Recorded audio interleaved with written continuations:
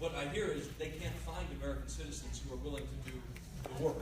And so what we have to do is make sure we have an immigration system that doesn't disadvantage American workers, that doesn't undercut American workers, but that also meets the need of labor, like at that dairy and other operations around the state, the Sakata corn growers, the Western Slope peach orchards. We have to make sure that we recognize those needs. So I'm happy to look at the proposals you have. There shouldn't be an advantage to do one or the other. I'd like to see if we could find American workers here to do those jobs, but sometimes you just can't.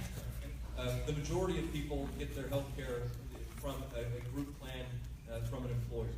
Around 8% in Colorado get their insurance through the individual market. And then you take into account things like Medicare and Medicaid that people are involved in. And so I think one of the best ways to help spread availability of better insurance is by making sure that there are good-paying jobs out there with good-paying benefits. Because the more people who have a job with good benefits...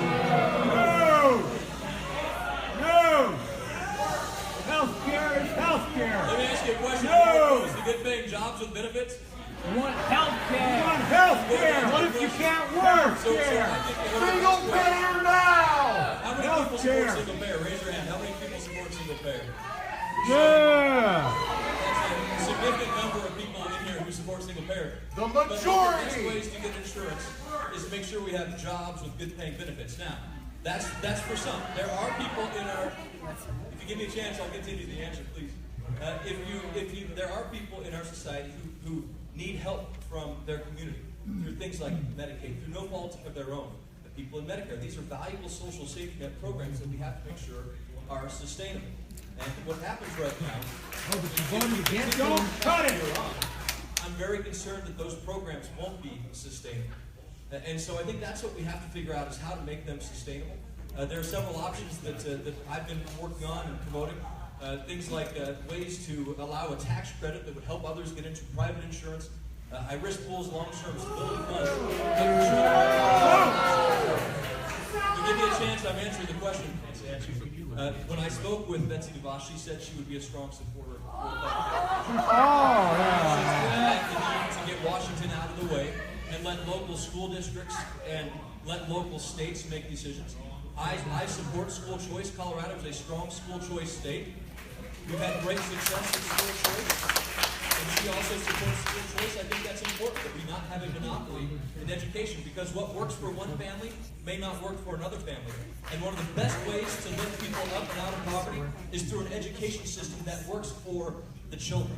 And that's what I want to make sure that kids have a chance to find the education that best suits their family's needs, best suits that child's needs, not the dictates of a government that has made decisions for them. So that's what I think I also think that elections have consequences, and if you look at President Barack Obama, he made appointments of people that I didn't agree to, but I also voted for them to come to the floor and allow the vote to be held, because presidents should, unless there's an extreme reason for them to be disqualified or that they shouldn't be allowed to. I voted to allow Loretta Lynch, who I did not think I voted against for Attorney General.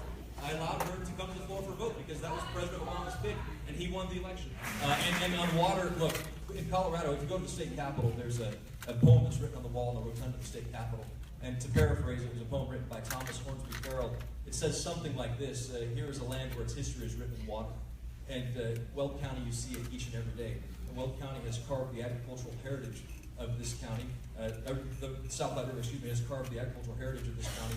In 2013, we saw the devastation that same water can create with the floods in the fall of 2013.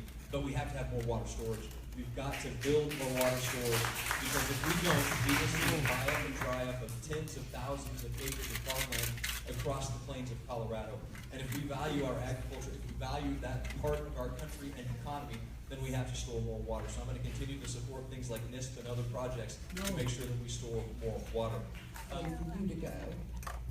I want to know how medical system based on competition would work in light of that question. Yeah, first of all, we need transparency in healthcare costs. We've got to figure out a way to get that transparency happening so that you can know what Banner Health is charging for a broken leg, what Pooter is charging for a broken leg, what university is charging for a broken leg. We've got to figure this out. And we've can have that transparency, that's going to spur innovation and free market opportunities. You know, technology is going to be a big solution to this. I had an opportunity to visit with a company that had a kind of like an Uber-like app, and I'll give you an example of how it would work. If you needed an MRI, and maybe there's 10 places in Greeley where you could get an MRI, and you needed an appointment, you got an appointment 4 weeks from now, but you'd like to get it sooner because you're very worried about what's happening. But the only one you can find is four weeks from now, and it's $5,000. Now, this app will allow you to track those other 10 providers within the region. And later on this afternoon, it just so turns out that one of the local MRI providers had a cancellation at their office. And you look at it, it pops up the signal to you that says, since it canceled this afternoon, they'd really like to keep that machine busy. They'd really like your business, so they're going to only charge you $2,000 or $1,000 or $500 just so that they can get you in the room. So using that technology, you can find and track and set appointments, but it's got to be transparent. So we have to have that transparency in the data, and we can use technology like that to drive that transparency.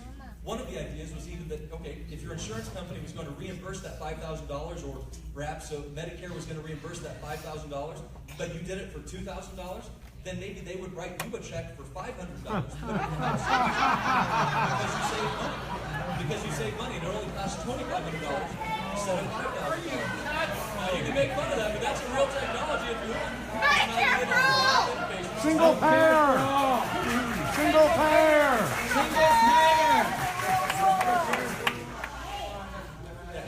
And what we learned is, I hope what we've learned is that we have to listen to the different voices in our community. Not neo-Nazis. Not everybody is going to, I agree, they're not the neo-Nazis.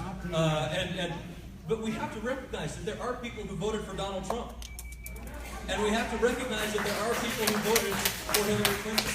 And we have to recognize that not everything is just so stark in contrast, zero-sum game. And so I hope that we will listen to people of different opinions and not just shut them out. Because it's important that we hear those different voices.